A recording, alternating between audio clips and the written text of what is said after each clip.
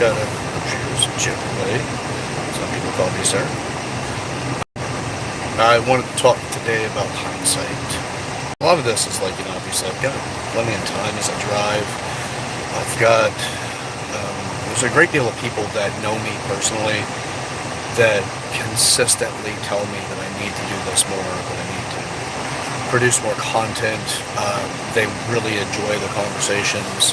They wish that they could talk to me more often, things like that. So this is my attempt to try to make a difference as best that I can in the world in a way that just creates clarity and opportunities through thinking models so that we can potentially have a more desirable outcome to goals and also just in general life. So that's why I'm doing this. So, as I go through different thoughts, different things that typically create those highlights in these conversations that resonate for people that want me to produce more content, I'm just bringing that up along the lines and going with it. So with hindsight, I take a lot of joy in really analyzing behaviors that we have, the rationale behind a behavior, and what can we do with something specific, right? Like, you get the idea of hindsight.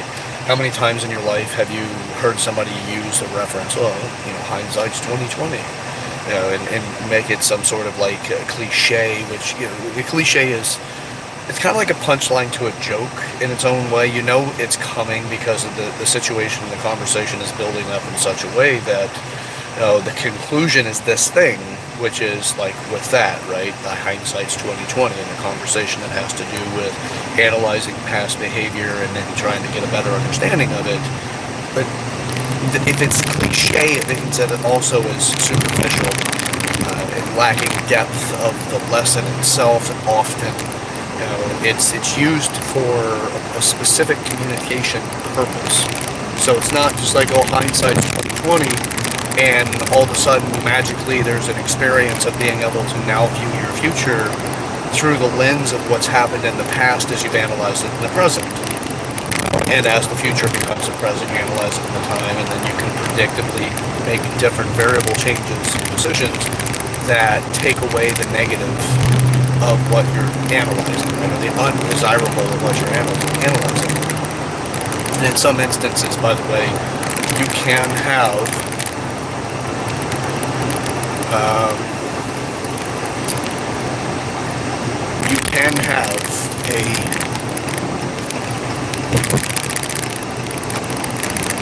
hope that actually worked and that this has been recording. It's possible that we might have missed all of that. We'll find out on the recording. I will go back and edit it. But so the recap on what I was just speaking about, to make it short and sweet, is just talking about the benefits of understanding and situations that you've gone through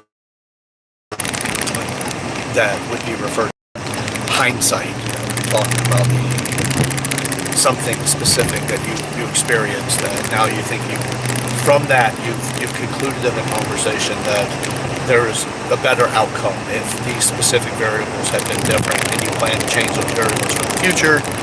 And what's the harms of having a situation like that be referred to in the cliche way of saying hindsight's 2020? Typically that's where it stops. There's really not much effort to make that a future shift for a better opportunity.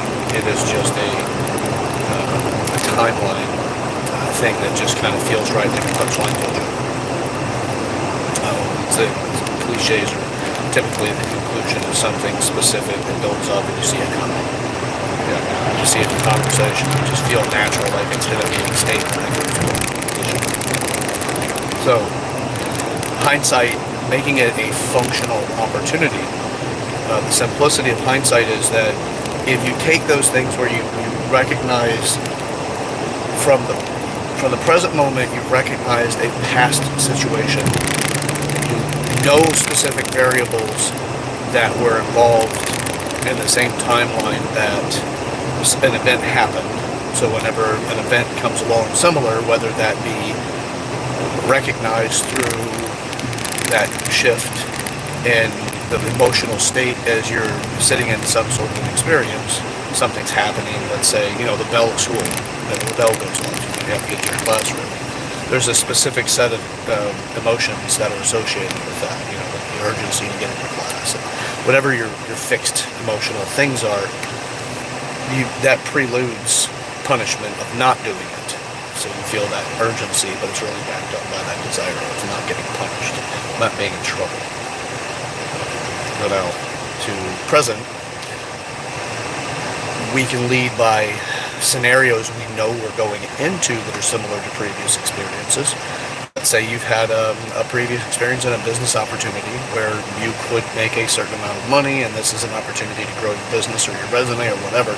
Well, keep it something more simplistic or direct. So we'll say grow your business as an opportunity to meet with somebody, and this individual has access to the abilities to achieve growth.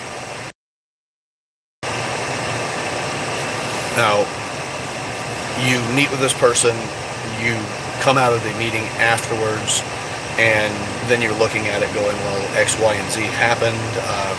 I didn't get to, my company didn't get the growth that I had anticipated it getting. This is the first time sitting down at the table. I really wasn't as prepared as I could have been, because had I known going into it that this person has these particular areas of expertise that were able to leverage against my ignorance in that area, and this person now had a greater advantage of the partnership than I got. Now, it doesn't mean you necessarily failed, but say that you did grow slightly, you made a little bit more money out of it, but the other person did in a magnificent way, in a significantly exponential way. And your view of it is that it would have been better for you had you known certain things, and you would have gone into it and made these other variable changes so that you'd have a better agreement and a better percentage or some sort of better result out of it. So therefore, you judge your behavior moving forward based off what you experienced in the past. Now, if you have repeats of these business experiences, and it gets to the point that you've done it enough that you feel that it's time to take on the personal shame of the title of Hindsight's 2020, if you do nothing with it and you're using it in a way of shaming yourself, which can happen as well, I know better. Hindsight's 2020, right? That makes it a disempowered thing, but you might have shame be empowerment. You need to be put down enough in order to do something different. Now, it can be a motivating factor for people that have that particular type of behavior that others get to experience, where like, this person really does seem to be, in that particular example, would be more masochistic. They like the punishment, they like the shame, they like the humiliation. That doesn't mean that it's necessarily a sexual thing. Often that's typically where most people associate masochism. But it's actually a behavioral trait package, if you will, that has to do with the preference of punishment, pain, those sorts of stuff. So this person can sit there and say, hey, I know better, and then they seem to have this pattern of continuously doing that to themselves. I know better. Hindsight's 2020. I know better. Well, that's a shame package. Now, again, it could work. I mean, I'm not going to tell people that it can't. If it's enough to finally motivate you to do something different, then great. It's not my life to live, and it's not mine to guide. If you choose that you'd like to see a different perspective on this from that conversation, then fantastic. And I hope that does you well. That's the beautiful thing about life, and being that there's so many different psychological profiles out there that we have no reason to ever be bored. These differences in other people are wonderful contrast values to help give you guidance for the things that you do and don't want to experience in life, and the people that you do or don't want to share time with, things like that. But the real good thing about it is that you get the opportunity to really look into life. Right? You get to continuously experience things from other people's paradigms, other people's realities. So if somebody is an asshole, I welcome the opportunity to have an asshole involve themselves with me in some way, because it helps excite my defense mechanisms so that I can practice and those and have better rationale, so that in the event an asshole would be of greater, they would escalate to the point of something more than just being rude and undesirable to be around, but they have a physical desire for an altercation. I have a higher ability to keep myself calm so that my martial arts background has more of an increased efficiency in the abilities that I've practiced my nervous system to respond to. That's, it just gives me a strengthening prior to that, so that I'm cool, calm, and collected, because the most dangerous things on this planet are weak people. We don't mean to reach to lethal means well before lethal attempts to try to apprehend somebody in the event that there's an altercation of the potential of violence. A cop's job is to protect the public, which is, protect the peace. And if somebody is going to be a threat to the public, which can be a directly associated with their attempt to create violence on the police officer themselves, that police officer's job is to reduce the threat, calm the person down. First stages of that negotiation is to talk your way through it as best as possible. De-escalate. Don't escalate. Don't go to the point of violence. Don't go to the point of force. If you can't, then you escalate to the next level, which is what level of force do you require.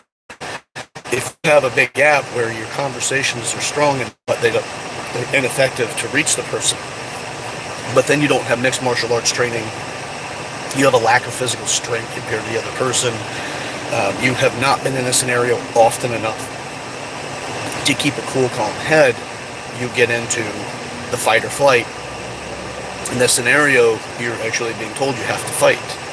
No, that's the police training. It's fight first if you can, because if you flee, then that person could be a greater risk to society. But do everything safely. Try not to kill or hurt anybody. Protect yourself. There's a lot of things that go into it. I'm not an expert in police training. It's just the escalation factors that I have some depth of awareness to. But obviously, others can contribute to my knowledge base. I'm not saying I'm an expert, but as you escalate, you do these things. If you have a gap in your ability to condition yourself because you have not taken into consideration being put into scenarios that are supposed to teach you that, and then using hindsight as a constructive method to go, okay, in my martial arts experience, I got my butt kicked a lot in the beginning. I got my wonderful ass handed to me. And I was tough. I grew up with 6 brothers in the country. I didn't have cable, so not a whole lot of neighbors. We fought with each other often, physically, threw down. But as I got into society, the threat levels changed throughout, especially in your 20s, and the way that other men behave towards one another for the territorial right of being the alpha male, or to be the greater aggressor, the dominant factor in that environment. Men escalate to differing degrees. Weak people resort to greater levels of violence. They escalate very quickly because they're weak. You're getting your butt kicked is, in my world, from my experience, far more preferable than to use lethal force. So long as I know that if I get my butt kicked, the person understands and they've got their degree of satisfaction from kicking my butt, that be the end of the escalation. That be the climax of the escalation. We stop there. There's no reason to go to a lethal level. The problem is that when people are weakened, they're more likely to go to a lethal level. Lethal level, they skip stages of control because they have not been conditioned into maturely managing those different layers of consciousness, if you will, or those layers of escalation of stress and threat. If you don't have it and you don't use hindsight to help build it, now you're a victim of circumstances. And greater atrocities occur because you did not use hindsight effectively, if at all. Some people look at hindsight as being a chastised, shaming mechanism that they'd rather just not associate with because they live in this no shame, no bullying concept of reality that is incredibly flawed. But we have this big push now to soften people by reducing their exposure to bullying. That's hierarchical, by the way. Bullying is a hierarchical method for us to develop ourselves and to understand replacement in society. And how you handle different stresses from different threat levels is a part of maturity. So if you're told that it's wrong that it's happening to you, that's actually wrong, because reality dictates the real truth, not the perception of somebody's interpretation of reality. So if you say, it's not fair this is happening to me, welcome the fact that it's not fair. You're more likely to own something in this experience, be more responsible, and then develop with that level of knowledge and abilities at that point. You've taken your lesson and turned it into a currency you spend on your development in the future.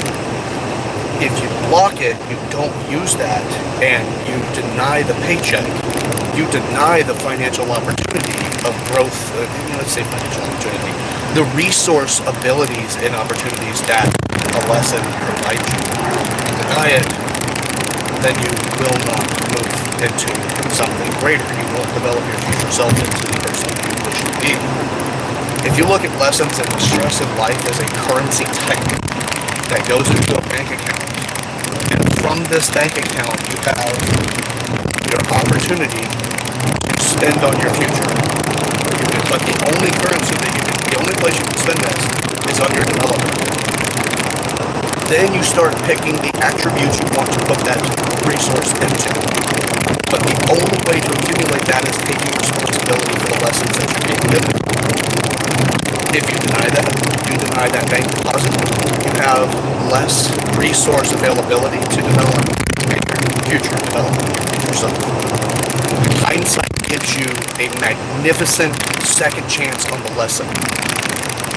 And if you deny it, now you've just lost opportunities. It can turn into a great dividend where it actually has a significant return on it, where let's say the dividend splits, or the stock split, and you get gold dividends out of it.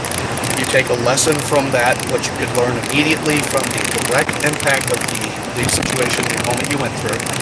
You get to sit with, wow, that happened to me, and this is the emotional state that I was in when it happened, and you really accept all of it. You just really give yourself to the total of the lesson. That moment, your excited emotional state, part of your being, and that part of you that's analyzing information from that, which you strengthen by situation. You just keep accepting the situations that you're in, so you strengthen it. Versus denial of it is shut down, which makes you actually weaker in those situations. And again, what happens with weak people is they overestimate, or they significantly escalate to something far unnecessary and more dangerously reactive. Is a very, very good way of putting it. When you have a weak person in a situation that lacks the abilities or has a minimized ability to be responsible for something. One of the greatest things you can teach your child is how to be responsible for something, because that responsibility creates a currency for future growth. Deny it, you cut that off, you actually get rid of the allowance for future growth. Hardship is expected, it should be embraced, and the way that it makes you better and stronger. Same as working out. You want to lose weight, you got to go through things that are pretty uncomfortable. You have to create discipline that you're typically not familiar with, because that discipline means something particularly familiar and practiced that you wouldn't have gained the weight. Building your muscle, you have to get under the right amount of stress with the right amount of stimulation, which are violate the principles of biology, so that you can build the muscle fibers to the point that it responds favorably for future environmental needs, which is like lifting heavier. Well, the nervous system believes lifting heavier is dictated by the environment. The environment says heavy objects around me have to adapt or die. So that's pretty much what you do with the nervous system. You're not rationalizing it, you're just putting it in situations to respond to. So, weak people will skip that stuff and try to get the cheap out, whether that be taking copious amounts of the performance enhancement drugs, could be starting medical weight loss, stuff like that, can all be hijacks that only create the same scenario in the future, just pushing the ball down the line. So you get excited about the change, you get comfortable with it, and before you know it, your habits become frequent habits again. Where discipline and being responsible helps you correct those behaviors that lead you to that, so that you can have a different outcome. Hindsight creates that second opportunity of a stock split for the secondary dividend, which in this scenario, as the previous, I think, is complete, which is now the hindsight is that you've taken full responsibility for the moment that you've experienced. You gained all of your emotional state and all of your total opportunities, the whole resources that make a difference there. And to expand on that, the resources that made a difference there is that your emotional state might be, I was pretty happy, but you have another resource issue, which is that you were financially underperforming and you had less money than what made you comfortable, whether it's a bill to pay or something. So creating the stressor just wasn't on the top of the experience because you were really happy in the moment because of whatever bliss, ignorance of whatever type, and later look back and say, perhaps that I was financially in trouble or in a tough spot, perhaps that financial burden did give me a stress-relatable value that reduced my tolerance for the things that were going on around me, so that it seemed like what I went through was greater than it really was because of the totality of the total amount of stress that I was carrying and dealing with is now available to me because I can look back and say it was more than what he said or she said or that jerk in traffic or whatever the moment that created that emotional excitation where you have to be present to who you are, getting that first payment of being fully responsible for who you were, and then the hindsight look back, which is the other variables. Perhaps your room was a mess, and it's such a low level of stress, but it's still something that affects you to some degree. The lack of making your room and keeping it neat and orderly is that creates a reward that you can look at with a great degree of pride that you are doing something physically changing your reality in front of you. Beautiful benefit about making your bed. Well, add the small stress from not making up your room and making your bed. Perhaps you forgot to grab your lunch that day, or you missed a meal, so you've gone too far. Your physiology is shifting a bit because your hunger cravings is causing a degree of nuisance to you. Stomach nuisance and an urgency to find nourishment. Then you have, perhaps you had an emotional issue from a previous experience where you were not treated right in a relationship, and this other person you're having an altercation with at that very moment you had to be present to is showing patterns of the previous relationship that set off specific triggers of stress, and the way that you feel about that moment, that person, yourself, and any other resources measurable at that moment. And that compounds and inflates into this person with the amount of that you had attachment to them. Perhaps you found them attractive, they were a romantic possibility.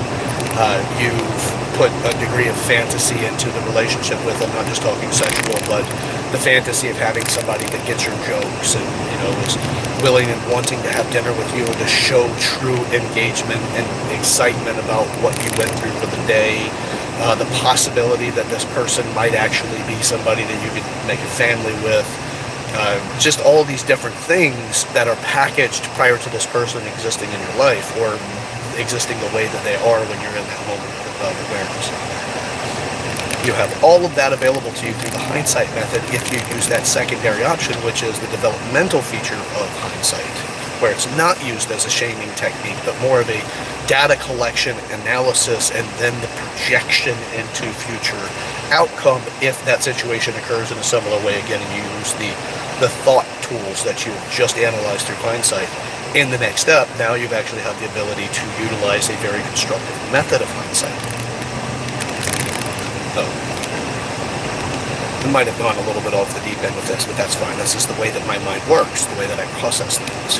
Now, understanding these, I have used hindsight many times in the shame tactic, not from a conscious sense of awareness to sabotage myself in the way that I think or the way that I feel about something, which also, using hindsight in the masochistic way, can also create that, which is a high level of a negative compounding factor. It's punishing yourself and creating it into some sort of comical or satire function for you. You laugh about it. It can be a stress reducer to laugh about it. But if you don't do something constructive with that lesson, you don't get that secondary payout, but you've also likely not given yourself your primary payout either. So with this, the primary payout method is to be completely responsible and take complete ownership over who you are at that moment.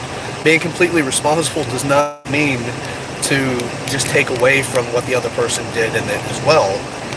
It just means that you are responsible for you and for the way the situation went, whether that was escalated out of whatever variables before that, whether that's the weak person scenario I gave earlier, which is likely if it escalated to the point of remorse. You just may not be a fully weak person, but you're not as strong as you have been in the situation, or the situation required of you, so it gave you a lesson to get stronger. Take responsibility, you'll be able to see those things, and then you can progress into a higher sense of yourself, a better developed person. By the way, that does not mean that when you get to that level of development and that particular circumstance, does not mean that it transfers easily into another circumstance, because the other circumstance will have different variables associated with your existence. Perhaps the other circumstance has to do with your spiritual position, and you don't really have a purpose in life. You don't really have some place that you feel that your life is destined to go other than pay bills and to potentially, maybe have a family, but there's nothing else in the purpose-driven aspect of your life, which is what you gain through spirituality. That's what I teach through the Maturity Project. Spirituality is where you discover your purpose. Now, the rest of it all builds the structures and values of existence, as well as the ability to nurture and develop yourself, which you have to be responsible, because responsibility is the sunlight and water for the plant to grow, which is the plant of your foundation, that thing that becomes the sturdiest and stable aspect of who you are. So, hindsight gives you a lot of opportunities. Being fully responsible gives you that dividend payout. The more responsible you are on the immediate first is the best way of creating an opportunity for hindsight to be another payout for you, so it's not a chastising thing. You develop, you become stronger in that area, you become more proficient in that area. You can have earlier there was something else like spirituality tied with, let's say, your physical body's been neglected, you don't really have a sense of purpose, and your body is showing that you don't have a whole lot of motivation for what you're doing in life. You're just kind of existing. So perhaps you're overweight or deconditioned to the point you have no endurance or strength in a particular plane of environmental need. Climbing a mountain, running a distance, lifting heavy things, whatever those environment dictates. So you haven't been conditioned in those areas, but the person involves the same person from the previous. There's other variables that are the same as the previous, so you go in with a sense of strength because you've developed that area, but then the other areas of your weaknesses become apparent and override the lesson that you previously had, because it's not the lesson you need to learn at that moment. You need to learn about the physical body as well as your spiritual purpose values of maturity. That's where your new lesson is. Build it there, and now you become even more dynamic. You become more functional. The more often you take these lessons in like this, the more likely you are to become so well-rounded that you can be situationally capable everywhere you go. Military does a really good job of this, especially when you go into the special forces side of training, where they put you through so much intense, stress-driven values to ensure that you're going to have the highest probability of success in the mission and survival. So there's a lot of conditioning that goes into it. Well, we're in the wilds of suburbia in this, hence the name of our previous channel. Actually, the previous name for this channel. We're in the wilds of suburbia. We're in amongst so many other people, but we're developing in a feral way. We're developing just by happenstance of our environment. That the wilds that we're currently embedded in and that we're surrounded by and consumed by. And if you don't think that we're in the wilds of that, look at how people treat each other on social media. They treat each other with absolute savage behaviors, or very superficial, single-serving type of relationships that have very little deep developmental ties to other people. It's a societal breakdown because of the anonymity of and the abundance of other people involved in so many people's lives. It's created a new wilderness, because now we have the wilderness of metropolitan areas. This is not a dystopic future where zombies running around. This is now with the wilds of maturity. There's so few people that actually get into a type of conditioning that has a very specific direction that gives you the outcome you're looking for. Very hard to get to that. We have other experts teaching you all kinds of things. Get better with your credit, better with your finances, grow your business, lose weight tomorrow, lose weight now and look at the differences in these people and all the rest of the stuff. We have all these little aspects about existing that we have opportunities to venture down, but we overemphasize that one area to the point that we oversaturate and lose interest typically, and then fall into this vicious cycle where other aspects of our life will not let that part of our life develop to the point of high level success. Even though it's continuously abundant and available around us, you can get a mentor in every one of the areas of maturity, all 8 areas, but none are really packaging the entire thing. So that's what this channel is dedicated to. This is what my life is dedicated to, is to be able to bring that kind of change and the difference in people's lives.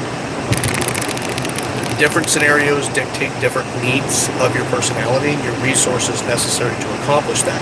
And you're not going to be great at it. You're not going to be great at a lot of them initially. But the more of your awareness to the intent of develop is the higher likelihood you're going to be successful in your growth. And the more functional you'll be in time.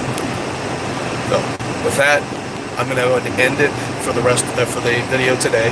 Thank you so much for taking your time here. We got a lot to do. We got a world to change. We got to start with ourselves. The Maturity Project is really, it's so dynamic. Excited about bringing this out. There's no lack of conversation in it. There's too many variables involved with the 8 different areas and too many different scenarios in life that you can start looking at. Different places where people can develop and for yourself to develop. Hindsight is such a great and magnificent tool when you use it properly, so I do suggest shift your perspective on hindsight and turn it into a workable tool that gives you a payout on the dividend. So if you can use hindsight that way, you get the dual payouts, you get the first experience of that moment when you take advantage. You let that become an imprint because it means something to you, so you remember it. You look at hindsight as a new way of accessing something about it. You don't make it a joke, you don't use it as a punishment, but you make it a constructive tool. Now you've got 2 dividend payouts for the same lesson. Alright, till next time. So Chad Everett Broshears for some, but you can just call me Chad Everett Broshears or Chad. Looking forward to our next conversation. Alright, this has been the Maturity Project, number 7, Hindsight. See ya.